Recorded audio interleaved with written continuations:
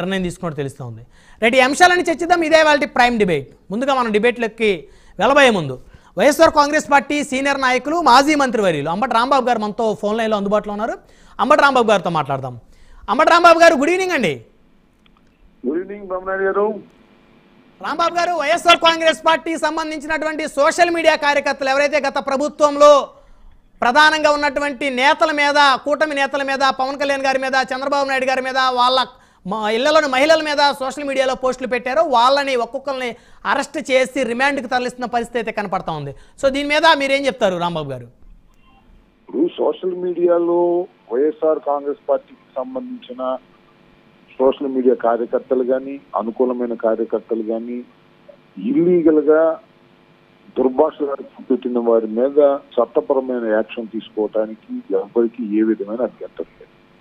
అయితే అదే విధంగా తెలుగుదేశం పార్టీ వారు, వారి అభిమానులు, వారి సోషల్ మీడియా వారు జగన్మోహన్ రెడ్డి గారి ఫ్యామిలీ మీద, లేదా మా ఫ్యామిలీ మీద, మా ఇంట్లో లేడీస్ మీద పెట్టినటువంటి వారి మీద కూడా యాక్షన్ తీసుకుంటూ ఇవి కూడా తీసుకుంటుంటే శభాష్, అద్భుతంగా జరుగుతుంది పోలీసు వారి యాక్షన్ అని అనుకోవడానికి అవకాశం ఉంటుంది. నెంబర్ 1. నేను ఇక్కడ చెప్పొచ్చేది ఏంటంటే, వారి మీద ఏదో పవన్ కళ్యాణ్ గారి మీదో లేకపోతే చంద్రబాబు నాయుడు గారి మీద పోస్టింగ్ పెట్టారని వారి మీద యాక్షన్ తీసుకునేటటువంటి కార్యక్రమం చేస్తున్నారు. దీనిలో ఇల్లీగల్ యాక్టివిటీ చేస్తున్నారు, అంటే ఇల్లీగల్ కస్టడీకి తీసుకువెళ్తున్నారు. మీరు ఇవాళ ఉదయం కానీ, లేదా మొన్న చిలకలూరుపేటలో సుధారాణి వ్యవహారం కానీ, ఇవాళ వర్ర రవీందర్ రెడ్డి వ్యవహారం కానీ చూస్తే 4 రోజుల క్రితం తీసుకువెళ్లి వారిని కొట్టి చిత్తహింసలు చేసి తర్వాత they produce before the court. Court అంటే పబ్లిక్ కోర్టులో కాదు, రాత్రిపూట 12 గంటలకి 1 గంటకి మ్యాజిస్ట్రేట్ ఇంటి దగ్గరికి తీసుకువెళ్లి ప్రొడ్యూస్ చేస్తున్నారు. What is the meaning of it? దానివల్ల ఏంటంటే జరిగేది, రాత్రిపూట అర్ధరాత్రి తీసుకువెళ్తే ఎవరు ఉండరు కాబట్టి ఈ ఎక్యూజ్డ్ జరిగిన విషయాలు ఇప్పుడైనా ఒక మ్యాజిస్ట్రేట్ ముందు ఎవరినైనా ఎక్యూజ్డ్ ని అరెస్ట్ చేసి ప్రొడ్యూస్ చేసినప్పుడు మ్యాజిస్ట్రేట్ యొక్క వ్యక్తిత్వ ధర్మం ఏమిటంటే, అయ్యా నిన్ను పోలీసు వారు ఏమన్నా ఈక్లిక్ చేశారని అడుగుతారు క్వశ్చన్. తప్పనిసరిగా అడిగిన తర్వాత మాత్రమే రిమాండ్కి పంపుతారు. ఆ ప్రశ్న అడిగినప్పుడు జనంలో ఉంటే ధైర్యంగా అన్ని చెప్తారని చీకట్లో తీసుకువెళ్లి పోలీసులు చుట్టూరా పెట్టి అవి లేకుండా చేస్తున్నప్పటికీ కూడా మొన్న సుధారాణి కానీ, చిలకలూరుపేటకు సంబంధించిన ఇవాళ వర్ర రవీందర్ రెడ్డి కానీ ఇద్దరు కూడా వాళ్ళు స్టేట్మెంట్ ఇచ్చారు. అది మ్యాజిస్ట్రేట్ రికార్డ్ చేశారనే విషయాన్ని దయచేసి గుర్తుపెట్టుకోవాలి. అదేవిధంగా ఈ రవీందర్ రెడ్డి ఇచ్చినటువంటి స్టేట్మెంట్స్ అన్ని కూడా పోలీసు వారు వాళ్లే రాసుకుని వాళ్లే సంతకాలు పెట్టించుకుని బలవంతం చేసినటువంటి సందర్భం ఉన్నదనే విషయాన్ని కూడా దయచేసి మీ ద్వారా ప్రేక్షకులు ఎవరైతే వింటున్నారో వాళ్ళందరూ గమనించాల్సిన అవసరం ఉందని కూడా ఈ సందర్భంగా మనం చూస్తున్నాం. దానితో పాటు ఇప్పుడు నేను పోస్ట్ పెట్టాను అంటారు, నేను నా ఐడి మీద పోస్ట్ పెట్టాను అంటారు. అంబటిరావు ఐడి మీద అనుకున్నాను కాదు, నా ఐడిని బ్రహ్మనాయుడు ఫేక్ చేసి పెడుతున్నాడు. ఇలాంటి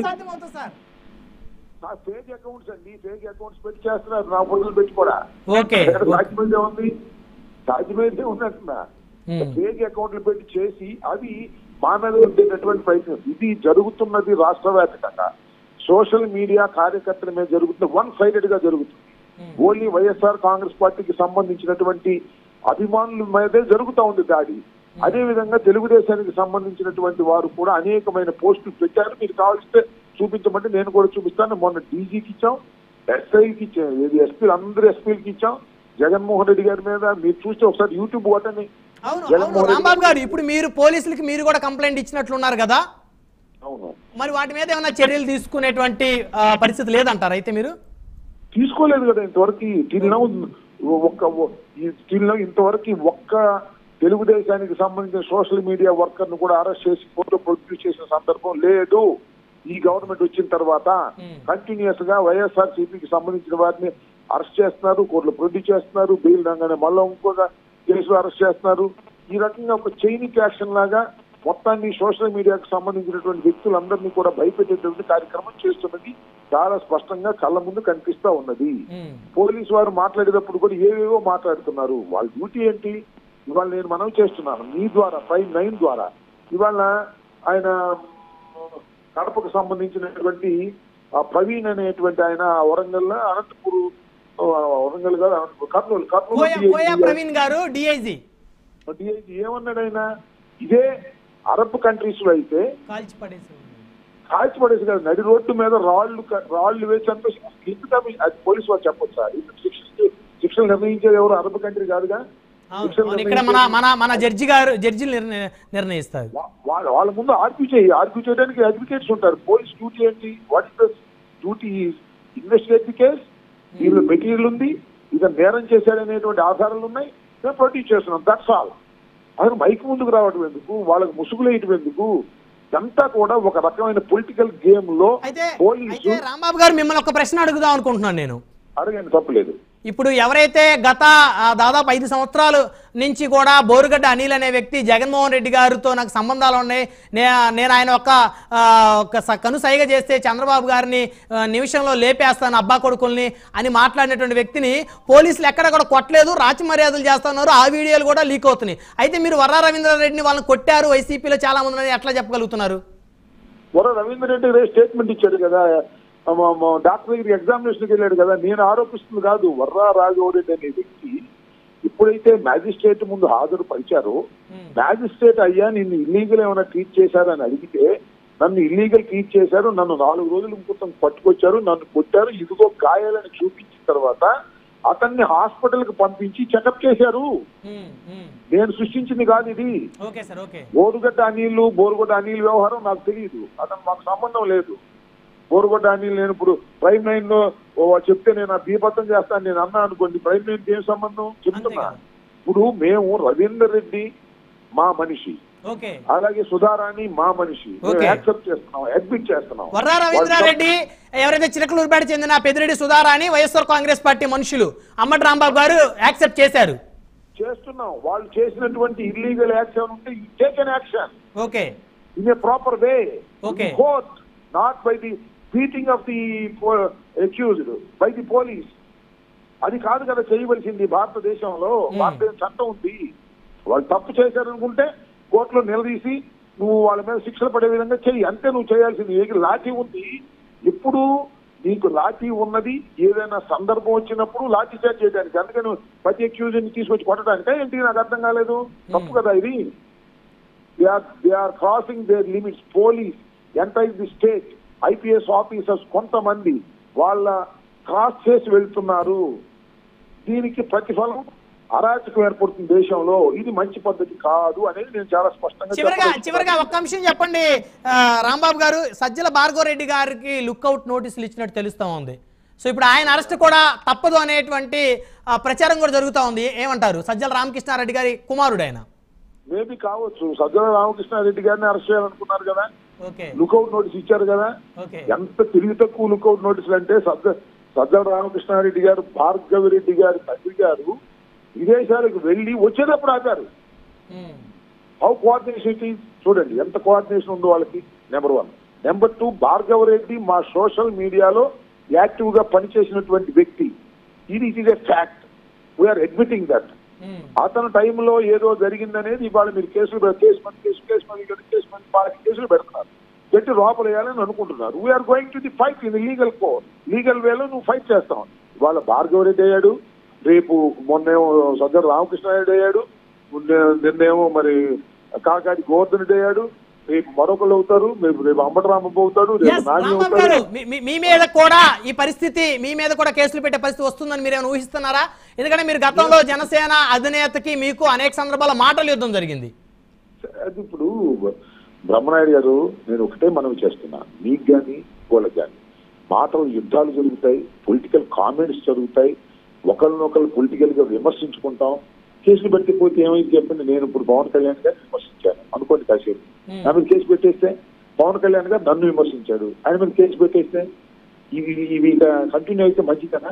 అంటే విమర్శలు వేరు. అంటే మీరు హేతుబద్ధంగానే విమర్శిస్తారు. మీరు ఎప్పుడు జుగుప్సాకరంగా ఎప్పుడు మాట్లాడిన పరిస్థితి లేదు. అది దాన్ని ఎవరైనా అగ్రి అవుతారు. కాకపోతే మీ విమర్శలకి ప్రతిపక్షాలు హట్టైనప్పుడు ఇక్కడ జుగుప్సాకరం ఎక్కడా లేదు. మీరు ఎవరిని ఇళ్లలోని మహిళలను ఎప్పుడు తిట్టిన పరిస్థితి లేదు. అదే 1-2 సార్లు పవన్ కళ్యాణ్ గారి పెళ్లిళ్ళ విషయం 1-2 సార్లు ప్రస్తావించినట్టున్నారు. కానీ ఇంకా దారుణంగా వైసీపీ సోషల్ మీడియాలో చేసిన పోస్టింగ్ల మీద ఏం చెప్తారు మరి?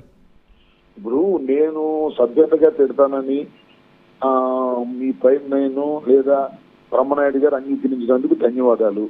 నేను సభ్యతగా తిట్టనని భయంకరంగా తిడతానని అనేవాళ్ళు కూడా చాలా మంది ఉన్నారు. That is a different matter.